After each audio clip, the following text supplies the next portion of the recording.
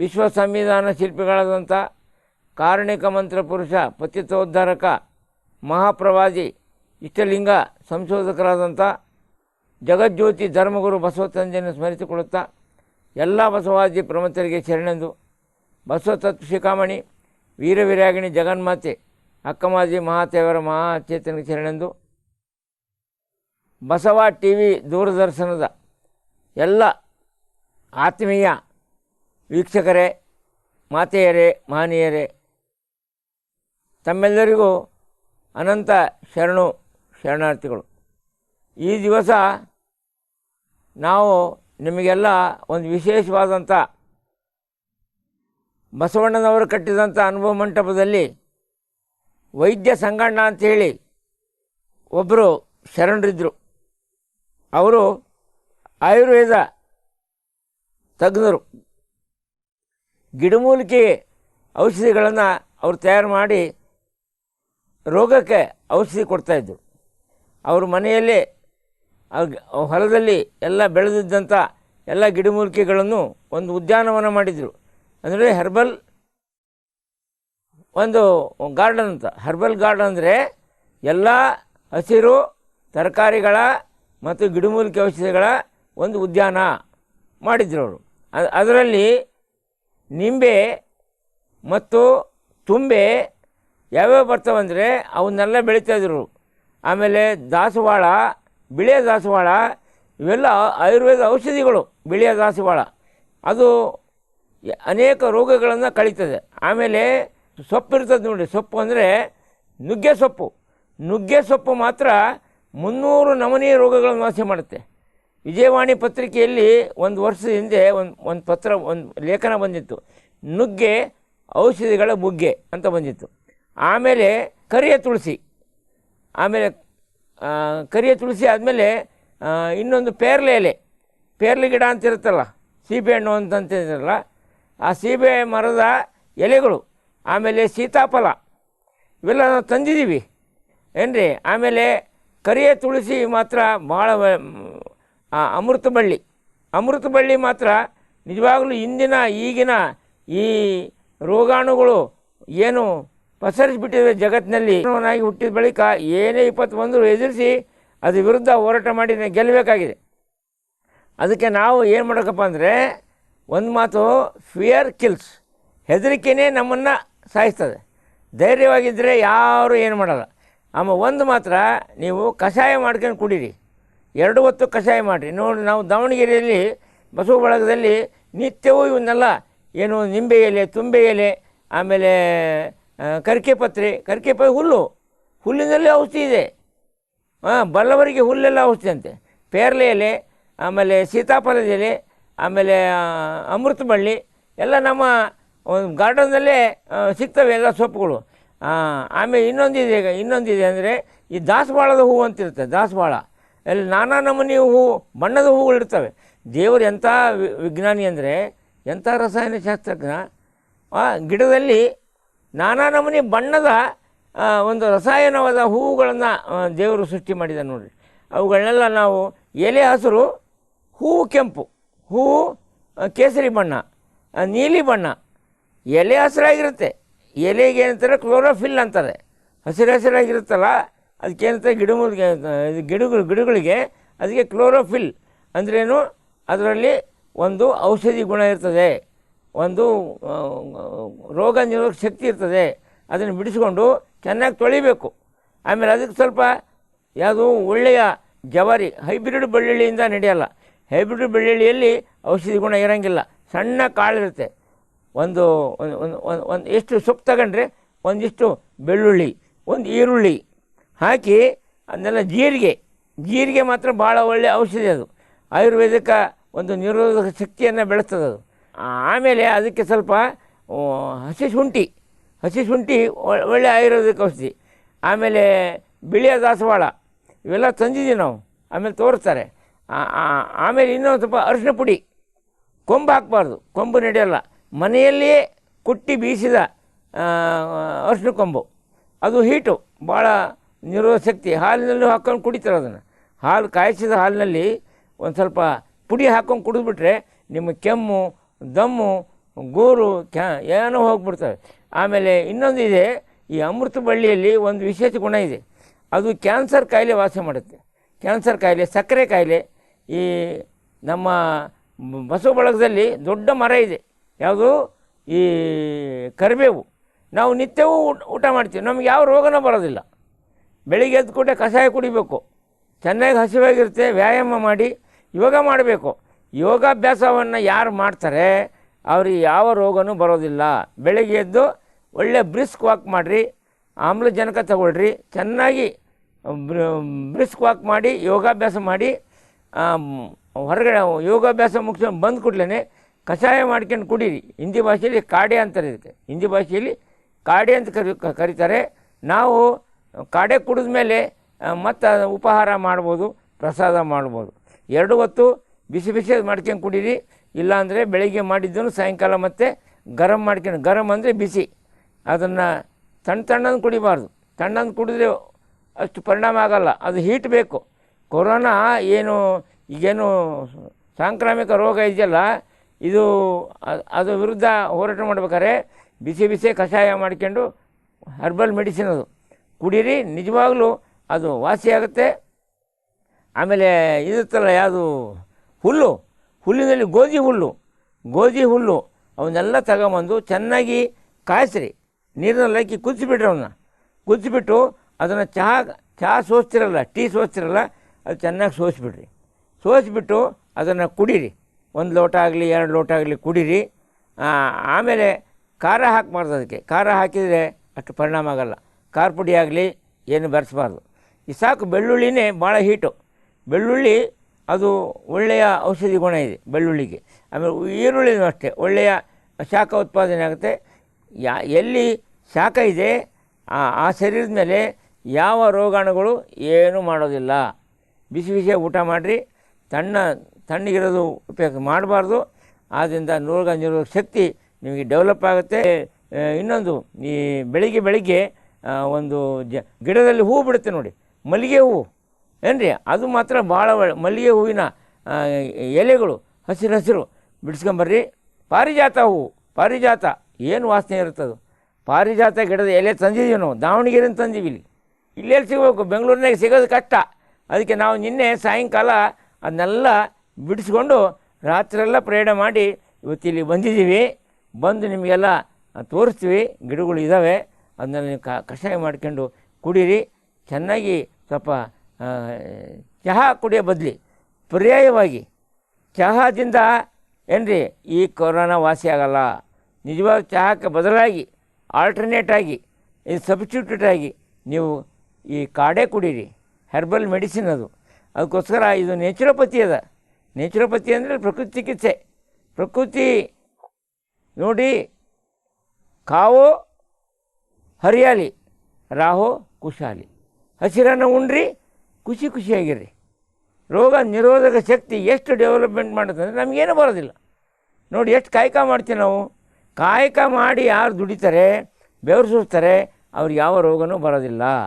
ಅದಕ್ಕೆ idle mind is the devils workshop. ಕಾಯಕ ಮಾಡಿ ಬೆವರು ಹೊರಗೆ ಬರಬೇಕು ರೀ, ಆವಾಗ ಯಾವ ರೋಗಗಳು ನಮ್ಮ ಮೇಲೆ ಆಕ್ರಮಣ ಮಾಡೋದಿಲ್ಲ. ತಾಯಂದರೆ ನೀವು ಮತ್ತು ಕರಿಮೆಣಸು, ಕಾಳು ಮೆಣಸು, ಸ್ವಲ್ಪ ಜೀರಿಗೆ ಚೆನ್ನಾಗಿ ಹಾಕ್ಕೊಂಡು ದಾಲ್ಚಿನ್ನಿ ಚಕ್ಕೆ, ದಾಲ್ಚಿನ್ನಿನೂ ಉಪಯೋಗಿಸ್ರಿ. ಕುಟ್ಟಿ ಪುಡಿ ಮಾಡಿ ಇಟ್ಕೊಂಬಿಡಿ. ಏಲಕ್ಕಿ ಒಳ್ಳೆ ಏಲಕ್ಕಿ ಪುಡಿನ ಇಟ್ಕೊಂಬಿಡ್ರಿ, ಒಂದು ಡಬ್ಬಿಯಲ್ಲಿ ಇಟ್ಕೊಂಡು. ಕಷಾಯನ ಮಾಡ್ತಿರಲ್ಲ, ಅದು ಸ್ವಲ್ಪ ಹಾಕಿಬಿಡಿ ಪುಡಿನ, ಒಳ್ಳೆ ಸುವಾಸನೆ ಬರುತ್ತೆ. ಇವೆಲ್ಲವೂ ರೋಗ ನಿರೋಧಕ ಶಕ್ತಿ. ದಾಲ್ಚಿನ್ನಿ ಚಕ್ಕೆ ಇವೆಲ್ಲವೂ ತುಂಬ ಅತ್ಯುತ್ತಮವಾದ ಔಷಧಿಗಳು. ವೈದ್ಯ ಸಂಗಣ್ಣ ಅಂಥೇಳಿ ಅವರು ಮಾಡಿ ಆಗಿನ ಕಾಲಕ್ಕೆ, ಬಸವಣ್ಣವ್ರ ಕಾಲಕ್ಕೆ ಕೊಡ್ತಾಯಿದ್ರು. ದಯಮಾಡಿ ನಾವು ಆರೋಗ್ಯಕನ ಚೆನ್ನಾಗಿ ಇಟ್ಕೋಬೇಕು. ಶರೀರ ಮಾಧ್ಯಮ ಖಲು ಧರ್ಮ ಸಾಧನಂ. ದೇವರಲ್ಲಿ ವಿಶ್ವಾಸ ಇಡಿ. ದೇವರಲ್ಲಿ ವಿಶ್ವಾಸ ಇಟ್ಟು ಏನ್ರಿ, ದೇವರು ನಮ್ಮಲ್ಲೇ ಇದ್ದಾನೆ ಏನ್ರಿ. ಕೂಡಲ ಸಂಗಮ ದೇವರನ್ನು ಒಲಿಸ ಬಂದ ಪ್ರಸಾದ ಕಾಯವ ಕೆಡಿಸಲಾಗದು. ಎಲ್ಲರಲ್ಲೂ ದೇವ್ರು ಕಾಣ್ರಿ. ಎಲ್ಲೋ ಹೊರಗಡೆ ಇದ್ದಾನೆ ಅಂತೇಳಿ ಏನು, ಇಲ್ಲೇ ದೇವರು, ಇಲ್ಲೇ ಸ್ವರ್ಗ, ಇಲ್ಲೇ ನರಕ. ಆದ್ದರಿಂದ ನಾವು ಹೆದರಬಾರ್ದು, ಅಜರಾಗಬಾರ್ದು. ಧೈರ್ಯವಾಗಿ ನಾವು ಎದುರಿಸಿ ಏನು ವಿಪತ್ತು ಬಂದರೂ ನಾವು ಗೆಲ್ತೀವಿ. ಕೊರೋನಾ ವಿರುದ್ಧ ನಾವು ಗೆಲ್ತೀವಿ. ನಾವು ದೇಶ ಗೆಲ್ಲಿಸ್ತೀವಿ, ಜಗತ್ತನ್ನು ಗೆಲ್ಲಿಸ್ತೀವಿ ಅನ್ನಬೇಕು. ಆ ಕೊರೋನಾ ಸೋಲಿಸ್ತೀವಿ, ದೇಶ ಗೆಲ್ಲಿಸ್ತೀವಿ ಮತ್ತು ಜಗತ್ತಿಗೆ ಗೆಲ್ಲಿಸ್ತೀವಿ ಅಂತಂದ್ಬಿಟ್ರೆ ಯಾವ ಸಾಂಕ್ರಾಮಿಕ ರೋಗಗಳು ಬಂದಿಲ್ಲ. ಈಗ ಇನ್ನೂವರೆಗೂ ಕೊರೋನಾಕ್ಕೆ ಔಷಧಿ ಕಂಡುಹಿಡಿದಿಲ್ಲ. ಭಾಳ ಕಷ್ಟ, ಭಾಳ ಭೀಕರ ಅದು ಮರಣ ಶಾಸನ ಏನದು. ಅದಕ್ಕೆ ನಾವು ಮರಣ ಶಾಸನ ನಾವು ಕೂತ್ಕೊಂಡ್ರೆ ನಮ್ಮ ಮೇಲೆ ಆಕ್ರಮಣ ಮಾಡುತ್ತೆ ಕೊರೋನಾ. ಯಾವುದು? Deadly corona. ಅದು ಡೆಡ್ಲಿ ಕೊರೋನಾ ವಿರುದ್ಧ ನಾವು ಹೋರಾಟ ಮಾಡಿ ಬದುಕಬೇಕಾಗಿದೆ. ವಿಪತ್ತುಗಳನ್ನ ಎದುರಿಸಿ ಗೆಲ್ಲಬೇಕು. ವಿಪತ್ತುಗಳು ಬರಬಾರ್ದು ಅಂದರೆ ನಾವು ಕೇಳೋಲ್ಲ. ಅದು ಜಗತ್ತಿನ ನಿಯಮ. ಅದು ಬದಲಾವಣೆ ಜಗದ ನಿಯಮ. ಯಾವುದು ಜಗತ್ತಿದ್ದಂಗಿರಲ್ಲ, ಬದಲಾವಣೆ ಆಗ್ತಾನೆ ಇರುತ್ತೆ. ಬದಲಾಗುವ ಜಗತ್ತಿನಲ್ಲಿ ಇದ್ದುಕೊಂಡು ನಾವು ಬದಲಾಗದ ಸತ್ಯದಲ್ಲಿ ಕೊಡಬೇಕಾದ್ರೆ ಸುನಾಮಿ ಬಂತು, ಭೂಕಂಪ ಆಯ್ತು, ಏನು ಪ್ರಳಯ ಆಯ್ತು, ಏನಾದರೂ ಬೇಡ್ರಿ, ಗ್ರಹಣ ಆಯ್ತು, ಏನೇನು ಮಾಡಲ್ಲ. ಗ್ರಹಣ ಇವೆಲ್ಲ ವಿಪತ್ತು ಏನು ಮಾಡಲ್ಲ. ಗ್ರಹಣಗಳು ನಿಸರ್ಗದ ನಿಯಮ. ನಾಳೆ ಚಂದ್ರಗ್ರಹಣ ಇದೆ, ಬರುವ ಹುಣ್ಣಿಮೆ ದಿವಸ. ಅಯ್ಯೋ ಚಂದ್ರಗ್ರಹಣ ಬರುತ್ತೆ, ಭಾಳ ಪ್ರಳಯ ಆಗುತ್ತೆ. ಏನೇನು ಆಗೋದಿಲ್ಲ, ಸುನಾಮಿ ಏನೇನು ಆಗೋದಿಲ್ಲ. ದಯಮಾಡಿ ನೀವು ಗ್ರಹಣವನ್ನು ಒಂದು ನಿಸರ್ಗದ ನಿಯಮ, ಇದು ನ್ಯಾಚುರಲ್ ಫೆನಾಮಿನನ್ ಅದು. ಅದಕ್ಕೋಸ್ಕರ ಕಾಡೆ ಕಷಾಯವನ್ನು ಯಾರು ಕುಡಿತಾರೆ ಯಾವ ವಿಪತ್ತುಗಳು ಅವರಿಗೆ ಆಕ್ರಮಣ ಮಾಡೋದಿಲ್ಲ. ಮಕ್ಕಳಿಗೆ ಚಹಾದ ಬದಲಿ ನೀವು ಕಾಡೆ ಮಾಡಿ ಕುಡಿಸ್ರಿ, ಆವಾಗ ಮಕ್ಕಳು ಬ್ರೈನ್ ಶಾರ್ಪ್ ಆಗುತ್ತೆ. ಅದರಲ್ಲಿ ಏನಾಗಿದೆ ಅಂದರೆ ಈ ಟಾನಿಕ್ ಇರುತ್ತೆ, ಹಸಿರು ಪಲ್ಲೆಯಲ್ಲಿ ವಿಟಮಿನ್ಸ್ ಇರ್ತದೆ, ಜೀವಸತ್ವಗಳಿರುತ್ತೆ ಫುಲ್ ಟೈಮು. ಯಾರು ರೋಗ ಇದು ಏನಪ್ಪ ಅಂದರೆ ಪ್ರಿವೆಂಟಿವ್ ಮೆಡಿಸಿನ್ ಅದು ಕೇಳ್ತಾರೆ ನೋಡಿರಿ. Prevention is better than cure. ನೀವು ಹೊರಗಡೆ ಹೋಗಿ ಡಾಕ್ಟ್ರೇ ನಮಗೆ ಜ್ವರ ಬಂದತ್ರಿ, ನಮ್ಗೆ ಉರಿ ಬಂದತ್ರಿ ಅಂದರೆ ಕೇಳೋದಿಲ್ಲ. ಅದು ನೀವು ಚೆನ್ನಾಗಿ ನೀವು ಆಹಾರವನ್ನೇ ಔಷಧಿ ರೂಪದಲ್ಲಿ ತಗೋಬೇಕು. ಸಕ್ಕರೆ ಕಾಯಿಲೆನೂ ಬರೋದಿಲ್ಲ. ನೀವು ಕರಿಬೇವು ಊಟ ಮಾಡಿರಿ, ಏನು ರೀ, ಸಕ್ಕರೆ ಕಾಯಿಲೆ ಬರೋದಿಲ್ಲ. ಚಟ್ನಿ ಜೊತೆಗೆ ಹಾಕಿರಿ. ನಾವು ನಮ್ಮ ದಾವಣಗೆರೆಯಲ್ಲಿ ಚಟ್ನಿ ಮಾಡ್ಕೊಂಡು ಉಣ್ತೀವಿ ನಾವು. ಇಷ್ಟೆಲ್ಲ ಸೊಪ್ಪು, ಈಗೇನು ಸೊಪ್ಪು ತಂದೀವಲ್ಲ, ಒಂದು 10-6 ನಮೂನಿ ಸೊಪ್ಪುಗಳು, ಅವನ್ನೆಲ್ಲ ಗ್ರೈಂಡರ್ಗೆ ಹಾಕಿ ಮಿಕ್ಸಿಗೆ ಹಾಕಿ ಅರೆದು ಬಿಡ್ತೀವಿ. ಒಣ ಕೊಬ್ಬರಿ ಹಾಕಿ, ಇದನ್ನ ಹಾಕಿ ಜೀರಿಗೆ, ಶುಂಠಿ ಮತ್ತು ಅರಿಶಿನ ಪುಡಿ ಎಲ್ಲ ಹಾಕಿ ಚಟ್ನಿ ಮಾಡ್ಕೊಂಡು 4 ದಿವಸಗಟ್ಟಲೆ ಅದನ್ನು ಬಿಸಿ ಮಾಡ್ಕೊಂಡು ಉಣ್ತೀವಿ. ಬಿಸಿ ಏನಾಗೋದಿಲ್ಲ. ಅದು ಅಂದರೆ ಹೀಟ್ ಮಾಡ್ಕೋಬೇಕು. ಹೀಟ್ ಮಾಡ್ಕೊಂಡು ಗ್ರೈಂಡರ್ನ ಹಾಕಿಬಿಟ್ರೆ ನಿಜವಾಗ್ಲೂ ಒಳ್ಳೆಯ ಚಟ್ನಿ ಬರುತ್ತೆ. ಅದಕ್ಕೆ ಚಟ್ನಿ ಯಾರು ಬೇಡ ಅಂತೀರಿ ಕಷಾಯ ಮಾಡ್ಕೊಂಡು ಕುಡಿಬೋದು. ಅದು ದ್ರವ ರೂಪ ಇರುತ್ತೆ. ಇದು ಸ್ವಲ್ಪ ಸೆಮಿ ಸಾಲಿಡ್ ಆಗುತ್ತೆ ಚಟ್ನಿ. ಭಾಳ ನೀವು ದಿನನಿತ್ಯ ಮುದ್ದೆ ರೊಟ್ಟಿ ಜೊತೆಗೆ ಚಟ್ನಿನೂ ಕೂಡ ಊಟ ಮಾಡ್ಬೋದು, ಪ್ರಸಾದ ಮಾಡ್ಬೋದು. ಆದರೆ ಉಪ್ಪು ಹುಳಿ ಖಾರವನ್ನು ಮಿತವಾಗಿ ಉಣಬೇಕು. ವಾತ ಪಿತ್ತ ಕಫ ಇವು ಮೂರನೇ ರೋಗಕ್ಕೆ ಕಾರಣ. ರೋಗಕ್ಕೆ ಕಾರಣ ಏನು? ವಾತ ಪಿತ್ತ ಕಫ.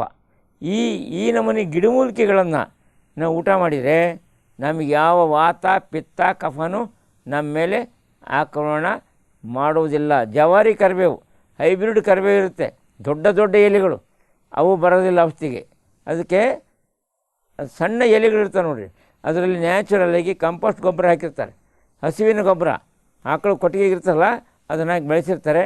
ಒಳ್ಳೆಯ ರೋಗ ನಿರೋಧಕ ಶಕ್ತಿ ಇರ್ತದೆ. ಅದಕ್ಕೋಸ್ಕರ ನೀವೆಲ್ಲರೂ ನನ್ನ ಕಳಕಳಿದ್ದ ವಿನಂತಿ ಮಾಡಿ, ವೈದ್ಯ ಸಂಗಣ್ಣನವರು ನಮಗೇನು ಮಾರ್ಗದರ್ಶನ ಮಾಡಿದರು. ನಾನಾ ರೋಗಗಳು ಕಾಡುವಲ್ಲಿ ಬೇರಕೊಳ್ಳಿ, ನಿಸರ್ಗದ ಬೇರಕೊಳ್ಳಿ, ಜಡಿಬೂಟಿ ಅಂತಾರೆ ಇದಕ್ಕೆ. ಹಿಂಗೆ ಏನಪ್ಪ ಅಂದರೆ ಹಿಂದಿ ಭಾಷೆ ಜಡಿಬೂಟಿ, ನಿಸರ್ಗ ಔಷಧಿ, ನಿಸರ್ಗಧಾಮ ಅನ್ರಿ. ಎಲ್ಲ ಈ ಹುಲ್ಲಿನಲ್ಲಿ ಕೂಡ ಔಷಧಿ, ಹುಲ್ಲಿಂದ ಔಷಧಿ ತೆಗಿಯೋಕ್ಕೆ ಬರೋದಿಲ್ಲ. ಅದಕ್ಕೆ ಕಾಸಿ ಕಷಾಯ ಮಾಡಿಕೊಂಡೇ ಕುಡಿಬೇಕು.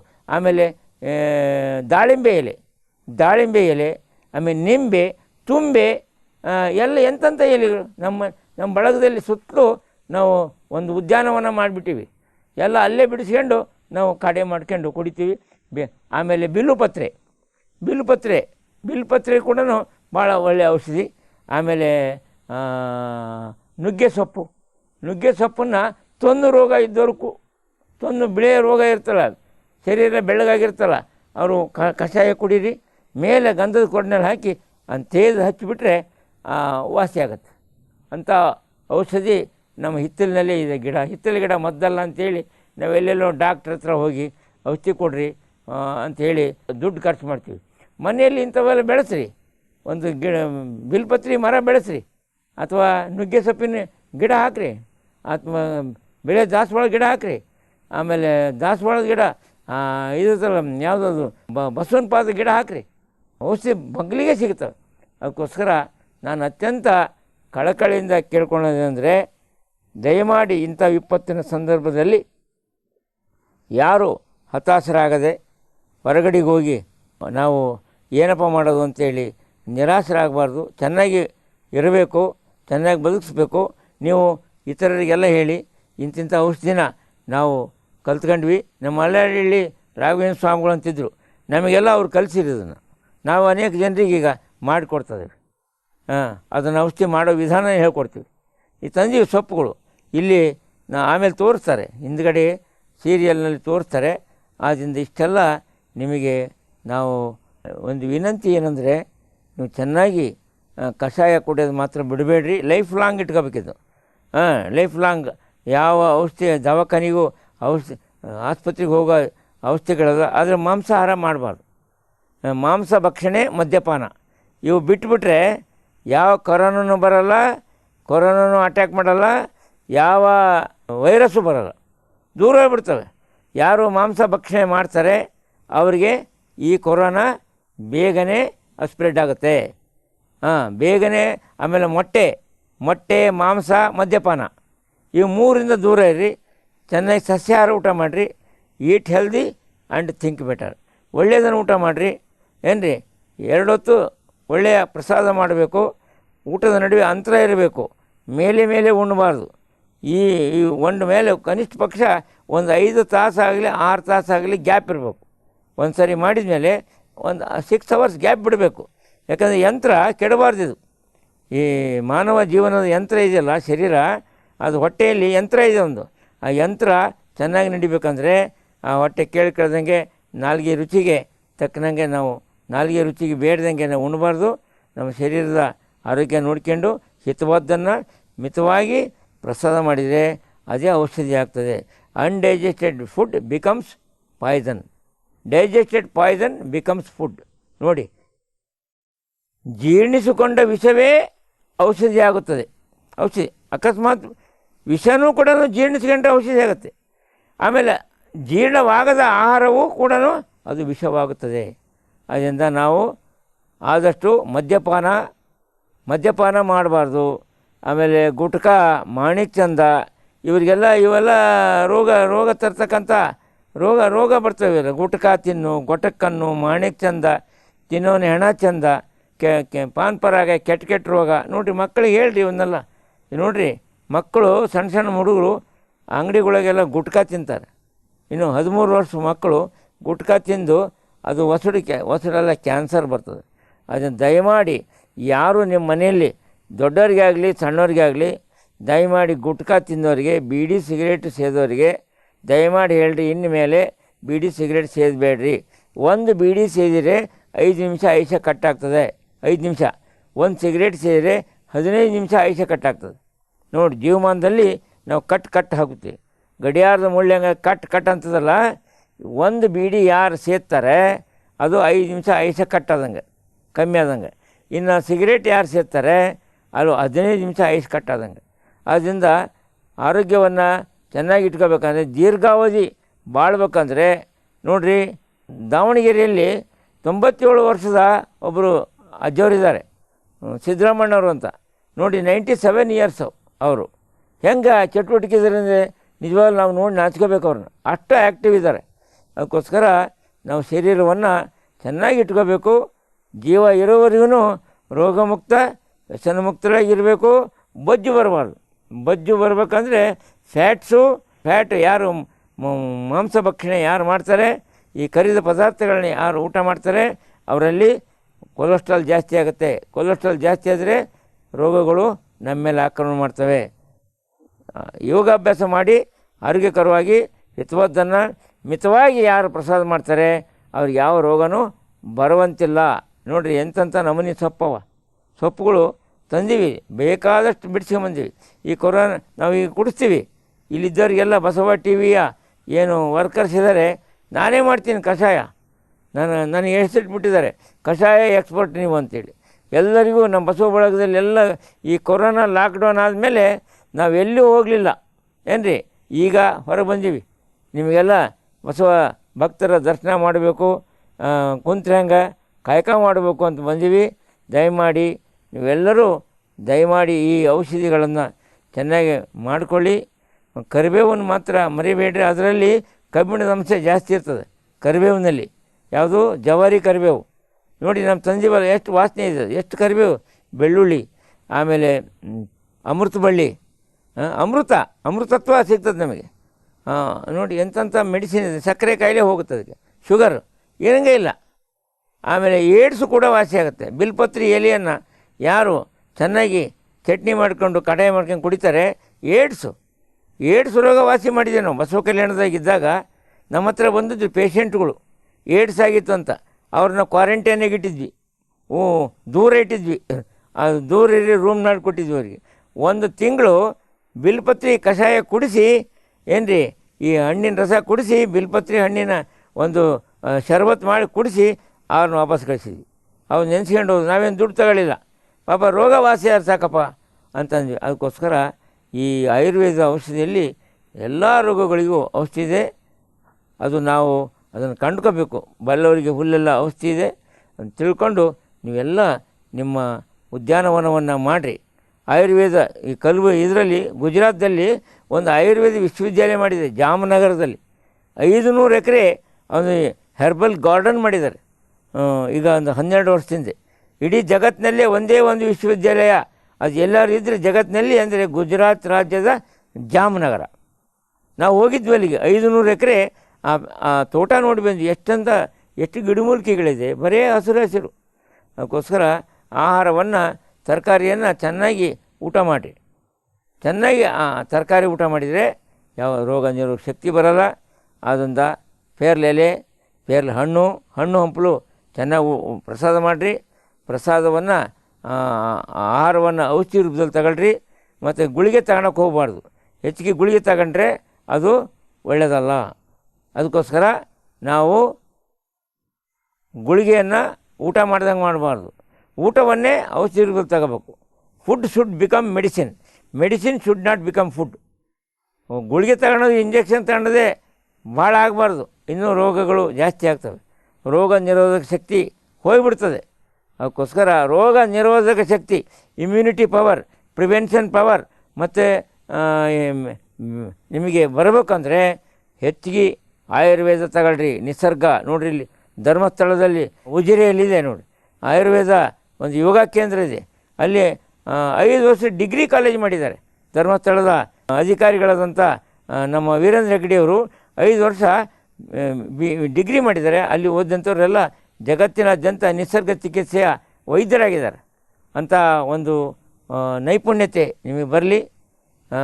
ನೀವು ದಯಮಾಡಿ ಹಸಿರು ತರಕಾರಿ ಉಣ್ರಿ, ಖುಷಿಯಾಗಿರ್ರಿ. ಯಾರನ್ನು ದೂಷಣೆ ಮಾಡೋಕ್ಕೆ ಹೋಗ್ಬೇಡ್ರಿ. ಮನಸ್ಸು ನೆಮ್ಮದಿಯಿಂದಿರಲಿ ಅಂತ ಹೇಳಿ ಇವತ್ತಿನ ದಿವಸ ವೈದ್ಯ ಸಂಗಣ್ಣನವರು ಮಾಡಿದಂಥ ಒಂದು ಕೆಲಸವನ್ನು ನಾವಿವತ್ತು ಹೇಳಲಿಕ್ಕೆ ಬಂದಿದ್ದೀವಿ. ಇಷ್ಟು ಹೇಳಿ ನಮ್ಮ 4 ಮಾತುಗಳು ಮುಗಿಸ್ತೀವಿ. ಕಷಾಯ ಮಾತ್ರ ನಿತ್ಯವೂ ಮಾಡ್ಕೊಂಡು ಕುಡೀರಿ. ಬೆಳಿಗ್ಗೆ ಎದ್ದು ಕೂಡಲೇ ಒಂದು ಸರಿ, ಸಾಯಂಕಾಲ ಒಂದು ಸರಿ ಕುಡಿದ್ರೆ ನಿಮ್ಮ ರೋಗ ಮುಕ್ತ, ವ್ಯಸನ ಮುಕ್ತ, ಆರೋಗ್ಯಕರವಾದಂಥ ಜನ ನೀವಾಗ್ತೀರಿ. ನಿಮ್ಮ ಮಕ್ಕಳಿಗೆ ಈ ಆಲೋಚನೆಯನ್ನು ಕೊಟ್ಟು ಅವರನ್ನು ಆರೋಗ್ಯವಂತ ಪ್ರಜೆಗಳು, ನೀತಿವಂತ ಪ್ರಜೆಗಳನ್ನಾಗಿ ಮಾಡುವ ಹೊಣೆಗಾರಿಕೆ ನಿಮ್ಮೆಲ್ಲರ ಮೇಲಿದೆ. ಮುಂದಿನ ಭವ್ಯ ಭಾರತದ ಭವ್ಯ ಜಗತ್ತಿಗೆ ಜಯವಾಗಲಿ. ಈ ಕೊರೋನಾ ತೊಲಗಲಿ, ಭಾರತ ಗೆಲ್ಲಲಿ, ಜಗತ್ತು ಗೆಲ್ಲಲಿ. ಅದಕ್ಕೋಸ್ಕರ ಇಷ್ಟು ಮಾತನ್ನು ಹೇಳಿ ಇವತ್ತು ದಿವಸ ನಾವೆಲ್ಲ ಹೋರಾಟ ಮಾಡಿ ಈ ಹೆಮ್ಮಾರಿ ಈ ಸಾಂಕ್ರಾಮಿಕ ರೋಗ ಏನಿದೆ ಒಂದು 6 ತಿಂಗಳಿಂದ ಹುಟ್ಟುಬಿಟ್ಟಿದ್ದದು. ಜಗತ್ತಿಗೆ ಒಂದು ಮರಣ ಶಾಸನ, ಒಂದು ಸಾವಿನ ವ್ಯಾಪಾರಿಯಾಗಿದೆ. ಇದು ಮೌತ್ಕ ಸೌದಗರನಂತೆ ಇವತ್ತು ಕಾಡಿಸ್ತಾ ಇದೆ ಜಗತ್ತಿಗೆ. ನಮ್ಮ ವ್ಯವಹಾರ ಎಲ್ಲ ಕೆಟ್ಟೋದು, ಶಿಕ್ಷಣ ಹಾಳಾಯಿತು, ಆರ್ಥಿಕತೆ ಬಿದ್ದೋಯ್ತು. ಇನ್ನು ಮುಂದಾದರೂ ಅದು ಒಳ್ಳೆಯದು ಆಗಲಿ. ಶಾಂತಿಯಿಂದ ಇರೋಣ. ನಿಮಗೆ ಕಡು ಧೈರ್ಯದಳು ವಿಪತ್ತು ಬಂದಾಗ ನಾವು ಧೈರ್ಯಗೊಂದದೆ, ಎದೆಗುಂದದೆ ಅದನ್ನು ಎದುರಿಸಿ ಎಷ್ಟು ವರ್ಷ ಬದುಕ್ತೇವಲ್ಲ, ಹೇಗೆ ಬದುಕಿಗೆ ಮುಖ್ಯ. ಅದಕ್ಕೋಸ್ಕರ ಎಲ್ಲರಿಗೂ ಒಳ್ಳೆಯದಾಗಲಿ. ನಮ್ಮ 4 ಮಾತುಗಳನ್ನ ಇಲ್ಲಿ ಮಂಗಳ ಮಾಡ್ತೇವೆ. ಎಲ್ಲರಿಗೂ ಶರಣಾರ್ಥಿಗಳು.